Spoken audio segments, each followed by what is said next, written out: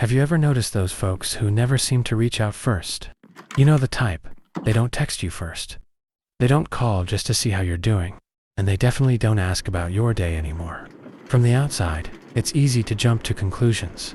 People say things like, they're just distant, or they've changed. But here's the kicker.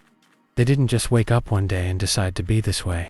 It happened slowly, over time, through experiences that nobody really saw.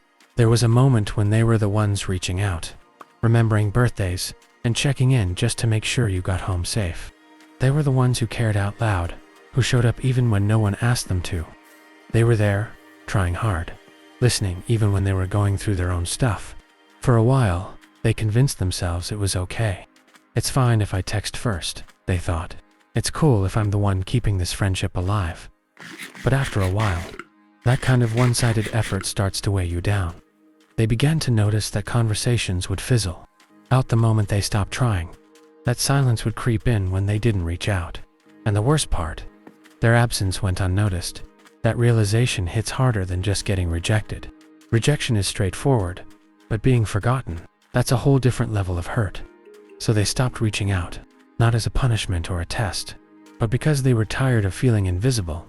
They realized they were pouring their energy into cups that were never going to be filled. And you know what? Something important shifted inside them. They learned to embrace the quiet. They found joy in their own company. They discovered that peace is way better than forced conversations. They didn't lose their ability to care. They just became choosier about where they directed that care. These folks still feel deeply. They notice the little things. Remember what you said months ago. And yes, they still get hurt. But now, they keep it to themselves. They don't initiate anymore because they're protecting their hearts. And honestly, that's not just meaningful. It's a form of self-care. You know, every time a message goes unanswered, or a reply takes forever, it feels like a lesson you didn't sign up for. It's like, oh, so love without balance equals self-neglect. Got it.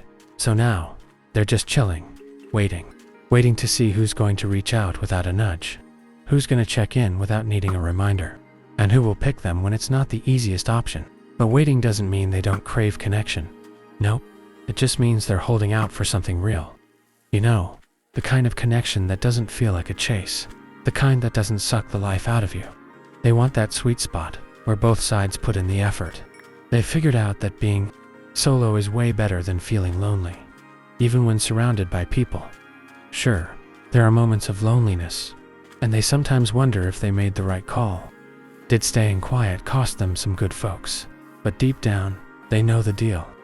Anyone who really values them will notice when they're not around. They'll feel that silence and actually reach out. So, if you know someone who rarely makes the first move, don't jump to conclusions and label them as cold or distant.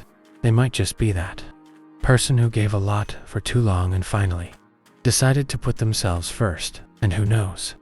Maybe they're just waiting for someone who's ready to choose them too.